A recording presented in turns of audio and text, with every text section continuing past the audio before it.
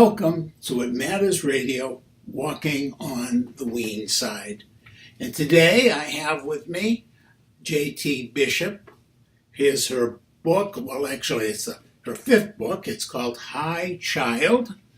And it has a great little subtitle. It's called Destiny Can Be a Deadly Choice, which I really liked. And I liked the book. The genre for this book, that's something we could start out by talking about right off, because in her release, her informational releases, Judy has called it paranormal suspense, and I call it paranormal / sci-fi / romance. So lots of good genres covered there, huh? Yes.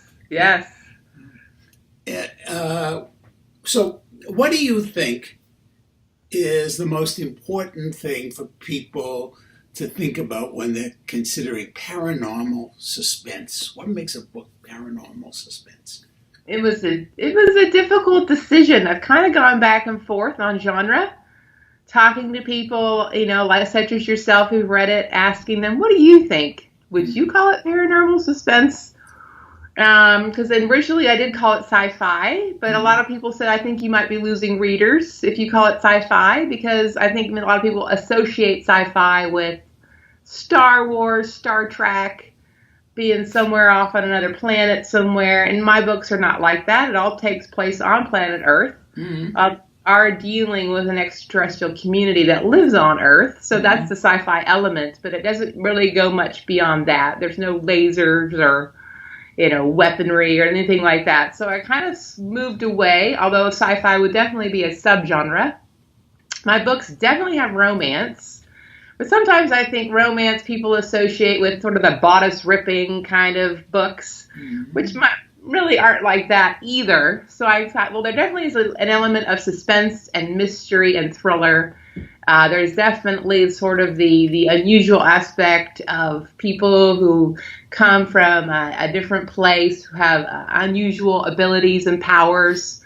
So that's why I sort of slid into the paranormal genre and then threw in the suspense, but definitely there's also an element of romance. So yeah, you could definitely call it paranormal romance as well. Mm-hmm.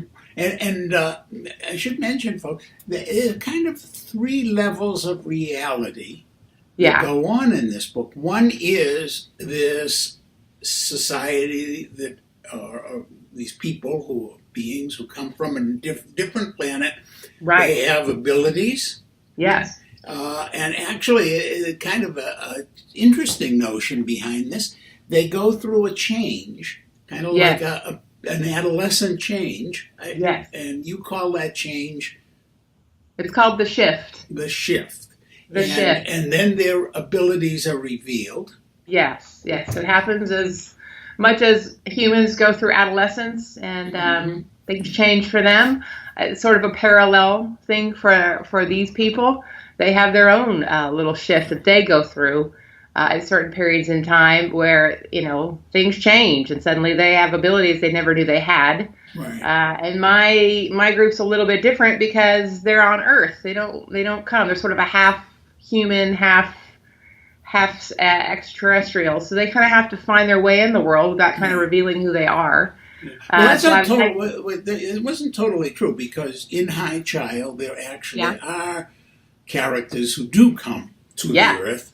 This particular book, I actually do have people that come from their home planet. So it's a little bit of a little twist for them to kind of meet people that they've never met before. And then there's another level. I mean, then there's the normal Earth type of reality. And there's even a sheriff who is kind of in over his depth, because he's not only is he dealing with murder and things that he can't possibly understand because they have to do with these extraterrestrials, but he also is in over his depth trying to deal with his own son's adolescent changes, and that's kind of cool, kind of paralleling of that shift that he has his son. Although I do have to say to you, I felt that you gave the son an unrealistic age. I Okay. think he behaves a little more immaturely and a little bit younger than Oh, the okay, age good. you gave him. Interesting.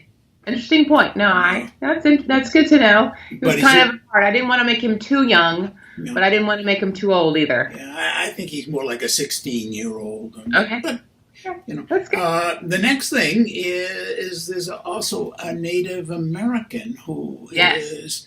is dealing with the wisdom of his people, and you raise kind of subliminally a question that I wondered if you had thought about, because one of the questions you raise is, do the Native Americans, in their wisdom, perhaps draw on some other source, and perhaps maybe they are of a different beginning?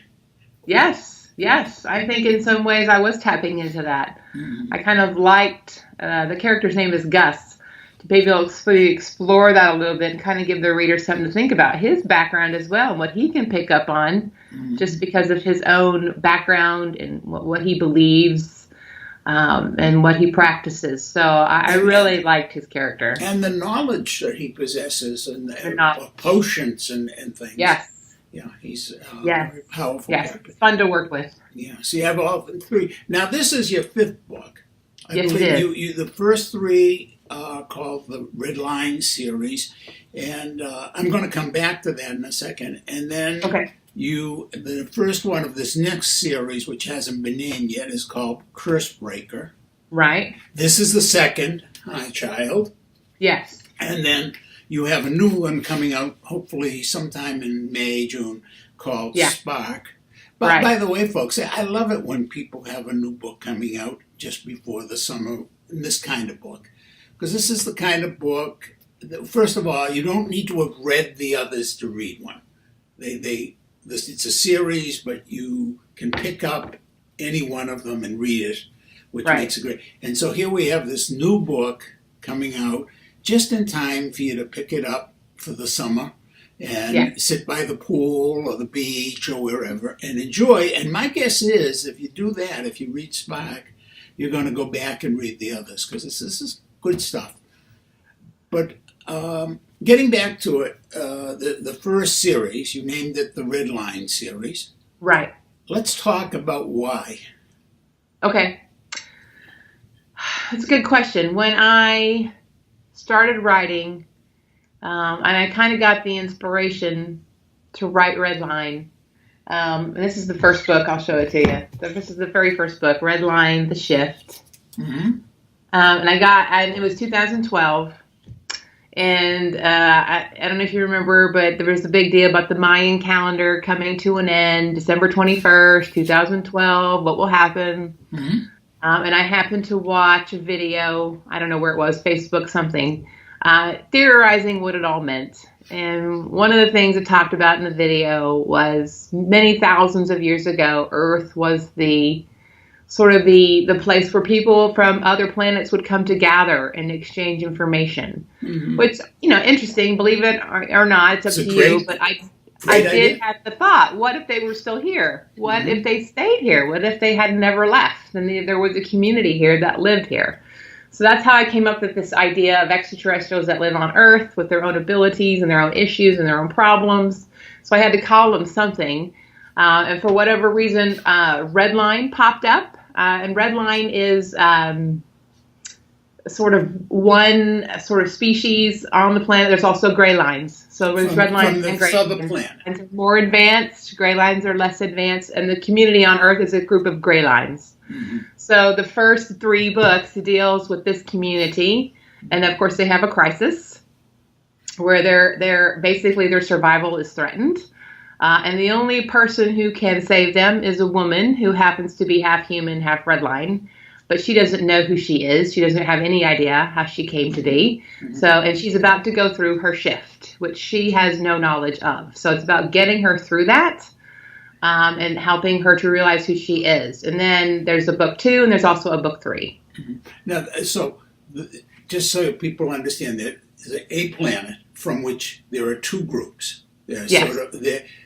they can interbreed, I take it, the gray and the red. So Well, yes, they kind of do on Earth, but they don't do so much on they're the not. planet. Yeah, they're not. It's kind of against the norm on their Yes. planet, but Yes. they can. So they're not a separate species, but rather separate breeds, if you will, Yes. within a species. Yes.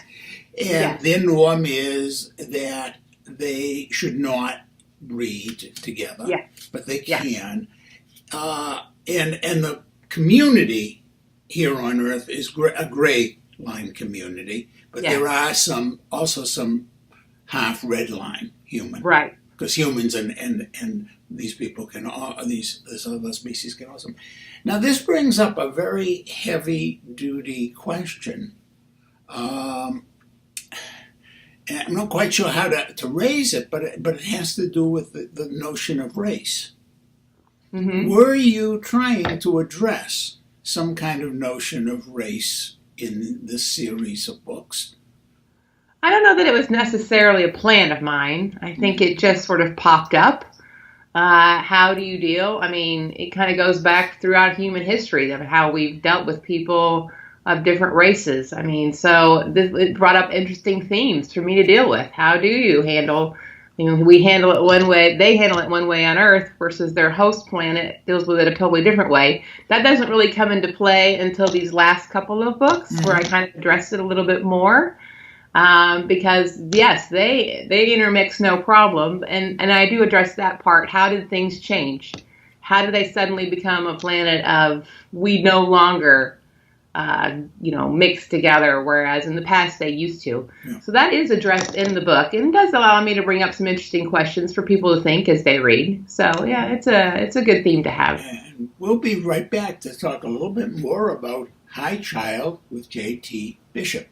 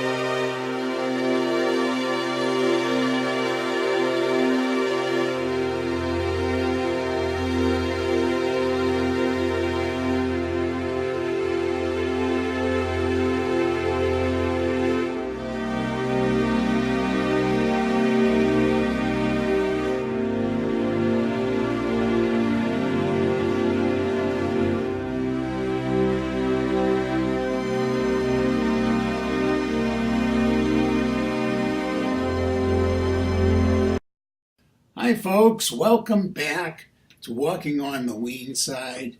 Now, I'm talking with Judy Bishop, J.T. Bishop, and she is the author, among other things, of this book called High Child. What is a high child?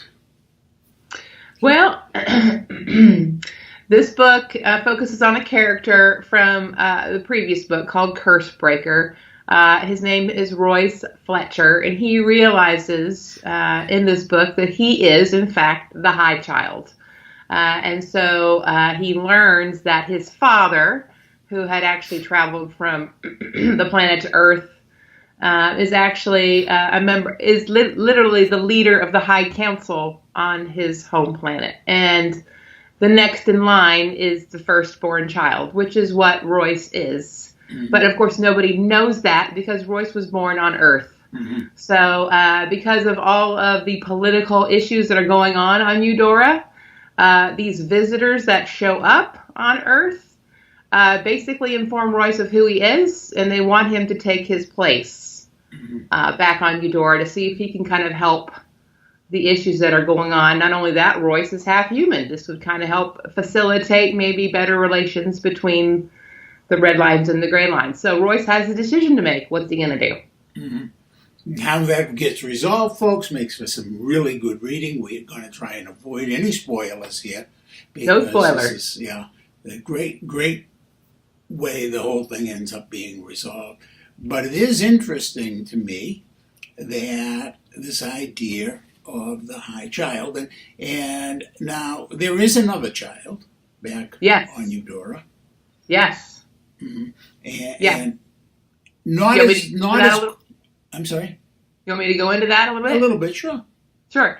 So obviously Royce's father, had kids here on Earth. He went home. Nobody knows about his other life. So he had kids on Eudora, which is the home planet as well. Mm-hmm. So people believe that the children he has there are in fact in line to the throne. Mm-hmm. So that is what Royce is dealing with. Not only does he have to decide, what am I going to do, but he's got, two other siblings that he does not realize. So that's part of the storyline as well. And one of these siblings, the one who would become the new leader, is not particularly a kindly spirit. No. She kind of likes her power. She doesn't want to give it up. Right. And so now that she knows Royce is alive, it could pose potential problems. So, yes, that's true.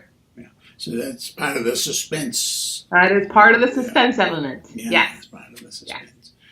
Okay. Now, Eudora. Now, how did you come up with that name? Well, I went back and forth on that because I was like, what should I call this planet? I had a few ideas. I was bouncing it off my friends and family. And I came up with Eudora, and it actually has another meaning, like good place or good feeling or something like that. It has a very positive meaning to it. So I thought I'm going to use that. I like that. A positive meaning in what language, if you recall? I don't remember. It's been several years, so I'd have to go back and look. But yeah, it did have a meaning of a positive place or a positive vibe or something like that. Sounds kind of like a Greek. Yes, quite possibly, yes. Yeah. So, now, wasn't that also that, I may be wrong about this, but I married a witch? Wasn't that the mother's? Or Bewitched. Yes. Bewitched. Yes. She was Samantha's mother. Right. Yes. Yeah. Eudora. I think that was her name, or was it Endora? And I don't know. It might have been Endora. Endora. I can't remember. But yes, but immediately I thought of that. And the reason I thought of it was there is this kind of mystical, witching kind of story going on here. There's a lot of this stuff that we might normally think about witchcraft. And one of the things, we don't want to go too much into it, but there is a bear. Yes. It sounds like it was a big brown bear. Or, yes. Yeah.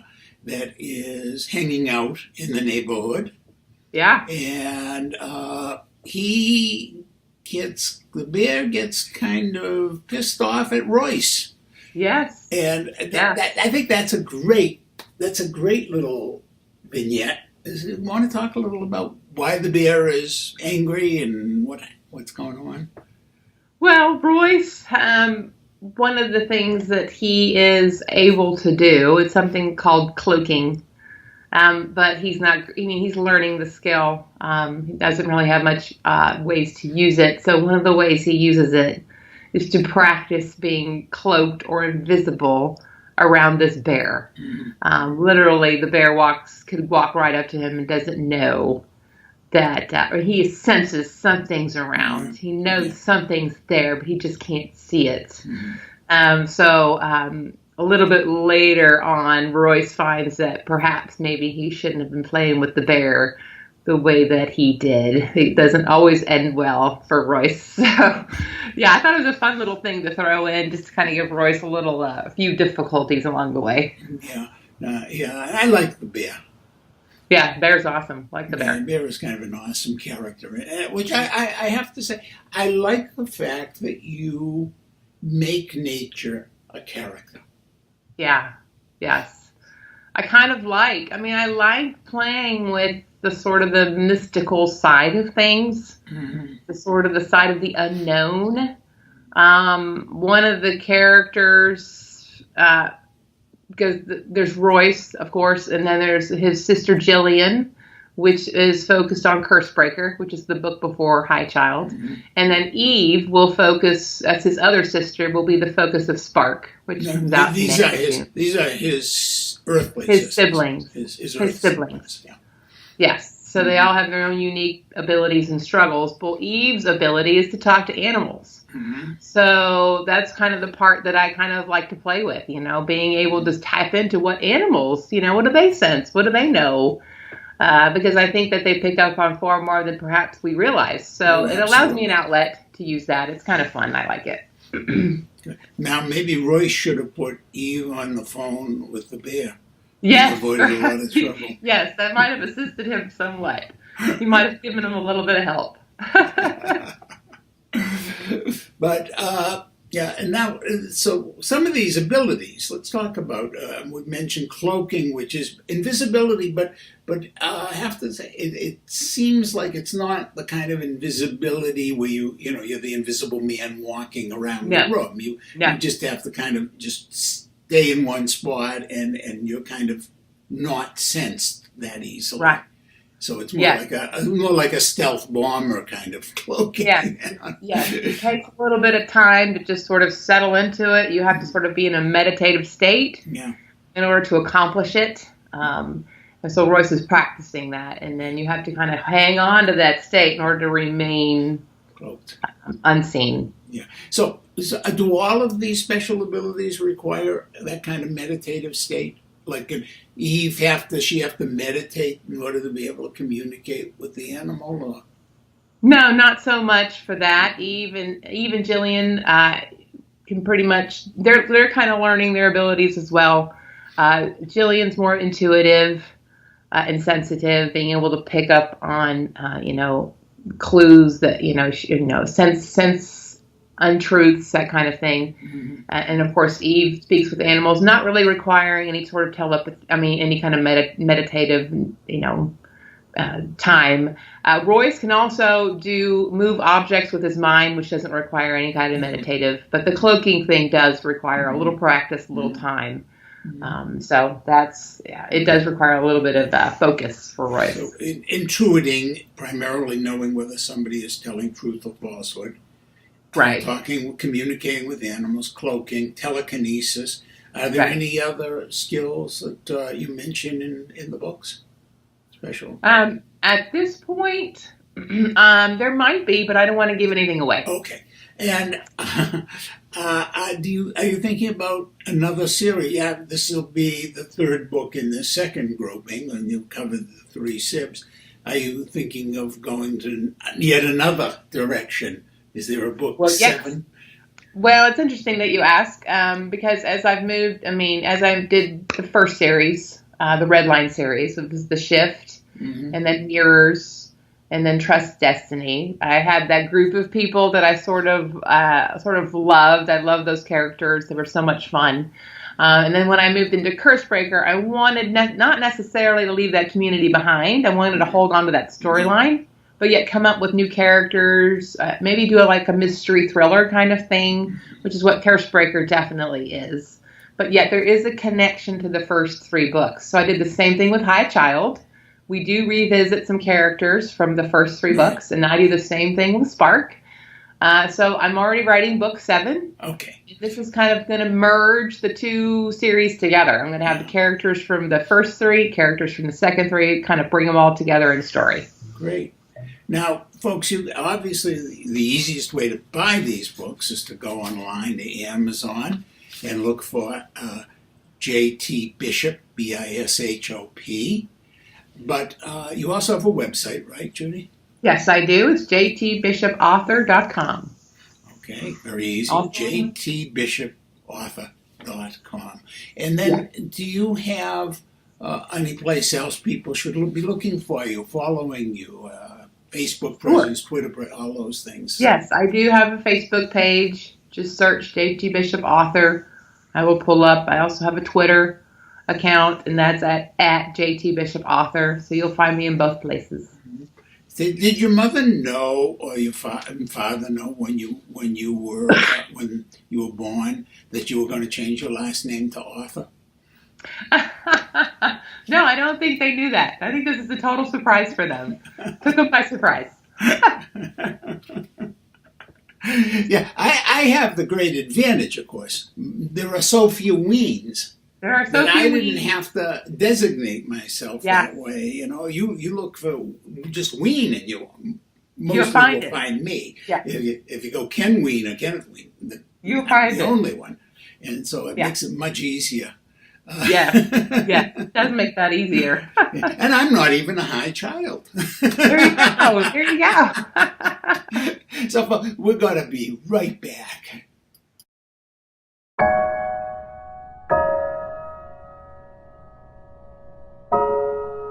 Memoirs from the Asylum by Kenneth Weene, a novel of emotion, madness, life, and the search for freedom.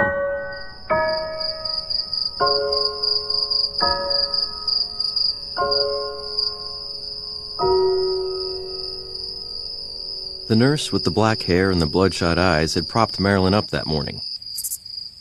She'd coaxed a few spoons of oatmeal or cream of wheat or whatever down her throat. Marilyn likes to watch the black-haired nurse with the bloodshot eyes feed her. She's so dexterous with the napkin. The drools and dribbles are wiped away before they can stain her bedclothes. It isn't easy being a schizophrenic. It takes effort to stay hidden. If she makes a mistake, even a little one, she will be found out. See how careful the mouse is to stay still? He hopes the cat won't see him hiding there, but if she sees him, he'll jump back inside the hole where she can't follow him. But the cat did catch the mouse. She'd seen her eating him, throwing him up and down in the air like a little ball until, tired with her game, she snapped his body apart. The mouse should never have come out of his hole, Marilyn thinks. He should have stayed in there, except when it was rainy or snowy or cloudy or night, or not sunny anyway. That is the best thing of all. It always is. She wonders if she could make a sign warning cats to stay away. Can cats read? That is a question worth pondering.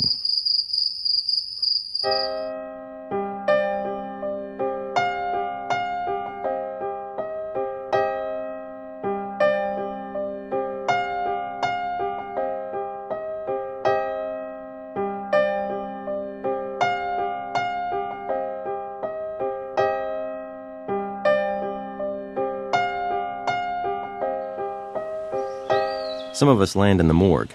Some of us land in the asylum. And some of us build our own asylums. It's all the same. It is, in the end, all the same.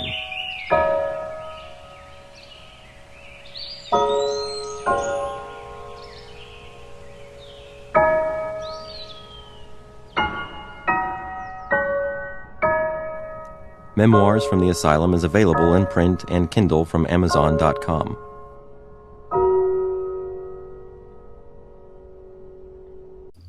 Welcome back to Walking on the Weene Side.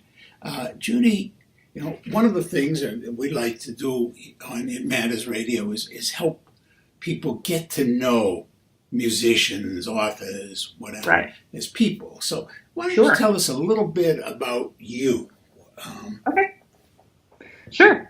Well, I live in Dallas, Texas. Actually, I live just outside of Dallas in a suburb called Plano. Mhm. I was born here, but I have lived outside of Dallas. I did live in Austin for a while, lived in Houston for a while. So I'm a Texas girl. I've done odd things throughout my life. I mean, I did graduate with a marketing degree. Never thought I would be a writer. I mean, although I enjoyed writing, I would occasionally dabble in it and write a few things and put it away and never go back to it. Kind of did my own thing, was a project manager for several years. And then for whatever reason, I don't know, I thought, well, maybe I'll try teaching. So I kind of got out of the corporate world and went into teaching. And I took a class because I was taking some various classes to kind of see, what is it that I'm going to enjoy. And one of the classes was how to teach kids how to write.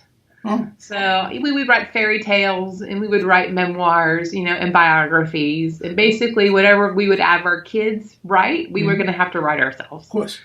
And I loved that course. I just had so much fun. And I was like, I'm really digging this. This is like a really neat thing to do. I did try teaching for a little while, but to be honest, that's a whole other subject. It didn't really go the way I thought it would. But what it did was it sort of sparked me to start writing. Mm-hmm. And again, started picking things up and putting things down, but nothing really caught until I came up with that story idea in 2012, where I sat down and started writing Redline. And for whatever reason, it caught and it stuck. Mm-hmm. And I started sitting down and writing every day. And before I knew it, I had a book on my hands. And then I kind of had to figure out, what am I going to do next? I mean, do I keep going? And the book that I thought was just going to be one book turned into 3 books. Mm-hmm. And then I loved that whole storyline, and that turned into another 3 books. So we're just going to see where this journey takes me. It's been a lot of fun. Now, one of the things, of course, those people who know about It Matters Radio know we're animal lovers. So we always ask people, do you have any pets? And if so, what kind of pets you have? And yes, I do have a pet. Her name is Sunny. She's actually in this room somewhere. I don't know where she is. She's a kitty cat, and she is a black and white. Had her about, going on 3 or 4 years. I rescued her from the local Dallas shelter. Mm-hmm. And I've had cats, most of my adult life, but had dogs growing up. So yeah, definitely love animals. So I like to kind of put them into my books too. Uh-huh. So why don't you talk a little about that? How do domestic animals come into your book? Well, I think it's just kind of fun to play with that relationship. I think people's relationships with their animals are just as critical as with their family members. Yeah. And it kind of allows you to see another side of a character. They love their dog. One of the characters in this book has an animal, right? Royce does not have an animal, but in the book, in Cursebreaker, we have a character who has a dog. And then, of course, Eve has animals. She talks to animals. So kind of explore that a little bit more. But Royce himself actually does not have a pet. Mm-hmm. Yes. Oh, we have the bear. Yeah, the bear. We have the bear. And he lives in the woods. He's very much a nature lover. Yeah. So, that's kind of part of it, too. So, folks, you've gotten to know a little bit about J.T. Bishop. You've gotten to hear a lot about her writing and her books, and particularly this book, Hi Child, which is her 5th book. And again, I want to urge you to go to Amazon and look for these wonderful reads. And there's a new one that's going to be out this spring called Spark. And, just in time for you to order it on Amazon, get it, so you can treat yourself. And when, you're ready to get out to the beach or the pool this summer, you'll have a wonderful new read to just spur you on, right? And Judy, thanks so much for joining me today and walking on the Weene side. And let's just remind people of your website one last time. Yes, my website is jtbishopauthor.com. And I want to thank you, Ken. It's been fun. I've been enjoying talking with you and talking about the books. Well, it's a great read, and I enjoyed reading it. and I hope other people will pick up on it and get themselves a copy. I hope so too. That'd be awesome. Images of beings that believers say resemble aliens have been found in art that dates back tens of thousands of years, seen in old cave paintings and ancient petroglyphs. In the modern era, it's rare to find an artist who says their own work is inspired by creatures from outer space. But Weiss Bane met up with an artist who claims his work is the result of an encounter with an alien spaceship.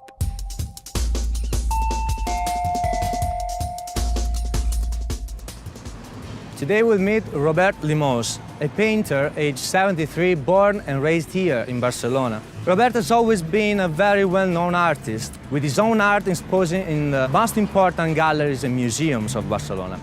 In fact, he received the National Prize of Plastic Arts in 1994.